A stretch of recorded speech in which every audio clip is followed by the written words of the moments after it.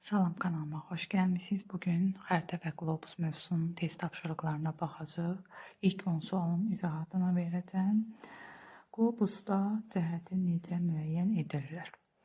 A variantı: maqnit qütblərinə görə. Xeyr, bu səhv cavabdır. Qlobusda cəhəti dərəcə toruna görə müəyyən edirlər. Dərəcə toru nədir? Dərəcə toru meridian və paralellərin kəsişərək əmələ gətirdiyi şəbəkədir.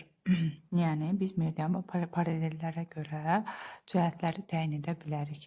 Yəni qısacası dərəcə toruna görə cəhətləri təyin edirik. B variantıdır. Doğru cavab. Digər variantlara baxmırıq, çünki səhvdir hər biri. İkinci suala baxırıq. Coğrafi uzunluğa aid olmayan cəhət 1, daha doğrusu A variantı 0-180 dərəcə arasında dəyişir. Bəli, düzgündür. B. Ekvatordan hesablanır. Xeyr, bu səhv cavabdır. Ekvatordan hesablanan coğrafi enlikdir. Coğrafi uzunluq deyil. Bizdən də aid olmayanı soruşurdu. Ona görə B variantını götürürük doğru cavab kimi. C variantında nə deyir? Şərqə və qərbə doğru hesablanır. Bəli, düzgündür bu. Yer səthindən keçməklə qütbləri birləşdirir. Bu da doğru cavabdır. Başlanğıc meridiandan hesablanır. Həqiqətən də coğrafi uzunluq Greenwich meridiandan, yəni başlanğıc meridiandan hesablanır. Ona görə bizim aid olmayan cavabımız B variantıdır. Üçüncü suala baxırıq. Xəritələr əsasən hansı əlamətlərinə görə qruplaşdırılır? Bildiyimiz kimi xəritələr məzmununa, ərazi əhatə etməsinə və miqyasına görə qruplaşdırılır. Bu da elə A variantına uyğun gəlir. B variantında nə deyir? Məzmununa, bəli, məzmununa görə qruplaşdırılır. Təhriflərə görə qruplaşdırılmır. Təhriflər var xəritələrdə, bir sıra sahə, məsafə, bucaq, ancaq buna görə qruplaşdırılma olmur. Relyefə görə də qruplaşdırma yoxdur. Bu da səhv cavabdır. C variantında miqyasına görə bəli, düzgündür. Məzmununa görə bəli, düzgündür. Amma coğrafi enliyə görə qruplaşdırılmır. Bu səhv cavabdır. D. Ərazi əhatə etməsinə görə bəli. Coğrafi uzunluq yenə səhv cavabdır. Miqyasına görə bu doğru cavabdır. Digərində nə deyir? Ərazi əhatə etməsinə təhriflərə görə olmaz, dərəcə toruna görə yenə olmaz. Variantımız A variantıdır. Ərazi əhatə etməsinə, məzmununa, bir də miqyasına görə qruplaşdırılır. Dördüncü suala baxırıq. Müşahidəçi yer kürəsinin hansı məntəqəsində dayanırsa, bütün ətraf məntəqələr ondan şimalda yerləşər. A variantı şimal coğrafi qütbündə. Xeyr, bu səhv cavabdır. Əgər müşahidəçi şimal coğrafi qütbündə dayanıbsa, bütün məntəqələr ondan cənub istiqamətdə olacaq. B variantına baxırıq. Qütb dairəsində. Xeyr, qütb dairəsində də dayanıbsa, digər məntəqələr, ümumiyyətlə məntəqələrin hamısı bütövlükdə ondan şimalda yerləşməyəcək. Sadəcə qütb dairəsindən yuxarıdakı hissələr, hansı ki qütbə qədər olan ərazilər ondan şimalda yerləşmiş olacaq, amma qütb dairəsindən üzü aşağı ondan cənubda yerləşmiş olacaq. Yəni bu da səhv cavabdır. Cənub coğrafi qütbündə, bəli, müşahidəsi cənub coğrafi qütbündə dayanıbsa, artıq digər bütün məntəqələr ondan şimalda yerləşmiş olacaq. Ona görə 4-cü sualın cavabı C variantıdır. Ekvatorda dayanıbsa, ondan ekvatordan cənubda yerləşən məntəqələr onun cənubunda olmuş olacaq, yəni şimalda olmayacaq. Şimal tropikində dayanıbsa, yenə şimal tropikindən aşağıdakı məntəqələr ondan cənubda yerləşmiş olacaq. Yəni E variantı da səhvdir, doğru cavab C variantıdır. 5-ci suala baxırıq. Yerin kürəvi səthindən müstəvi səthə keçmək üsulu kartoqrafik proyeksiya adlanır. Bunu həndəsi fiqurların köməyi ilə edirlər. Yəni kürə səthi müstəvi səthə köçürülür. Bu da proyeksiya adlanır. Kartoqrafik proyeksiya. 5-ci cavabı D variantıdır.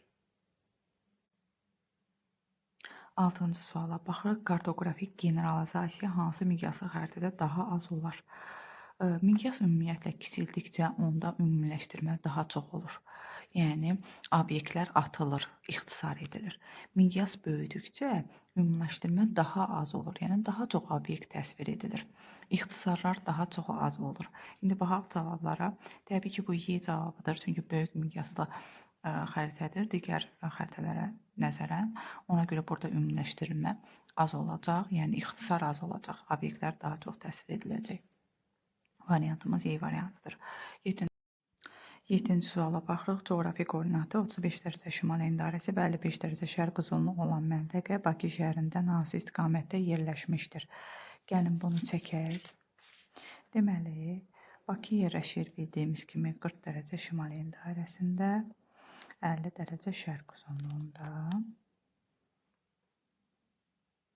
Digər məntəqə yerləşir 35 dərəcə şimal endarəsində, 55 dərəcə şərq uzunluğunda.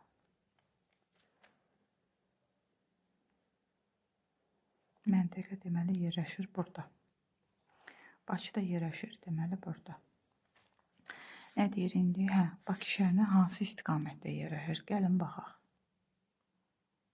Bu hansı istiqamətdir? Təbii ki, cənub-şərq istiqamətidir. Variantlara baxırıq. Y variantı doğru cavabdır. 8-ci suala baxırıq. Miqyası bir bölünsün 120 milyon olan dünyanın torpaq xəritəsinin bir miqyasına, iki məzmununa görə xəritələrin hansı tipə aid olduğunu müəyyən edin. Baxırıq, təbii ki, bu kiçik miqyaslıdır. Miqyasına görə kiçik miqyaslıdır. Çünki 1 milyondan kiçik olarsa biz artıq onu kiçik miqyaslı xəritələr sırasına aid edirik. Deməli, bir kiçik miqyas dünyanın torpaq xəritəsi bu xüsusi və ya tematik xəritə qrupuna aiddir. Yəni cavab nə olacaq? 1 kiçik miqyaslı, 2 tematik xəritələr. Çünki torpaqlar spesifik, yəni ayrıca təsvir olunur da, xüsusi təsvir olunur. Ona görə tematik xəritələr qrupundadır. B variantı doğru cavabdır. 9-cu suala baxaq. Aşağıdakı xəritələrin miqyaslarına əsasən tiplərini müəyyən edin. 1 bölünsün 100 min. Bu böyük miqyaslıdır. Çünki 1 bölünsün 10 mindən 1 bölünsün 200 minə qədər olan miqyaslar böyük miqyaslı xəritələr adlanır. 1 bölünsün 600 min bu orta miqyaslıdır. Çünki 1 bölünsün 200 mindən 1 bölünsün 1 milyona qədər olan xəritələr orta miqyaslıdır.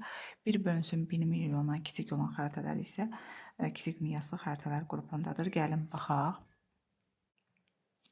Deməli, 9-un cavabı D variantıdır. 1 böyük miqyaslı, 2 orta miqyaslı, 3 kiçik miqyaslı. 10-cu suala baxırıq. Qlobusa aid olan əlamətləri müəyyən edin.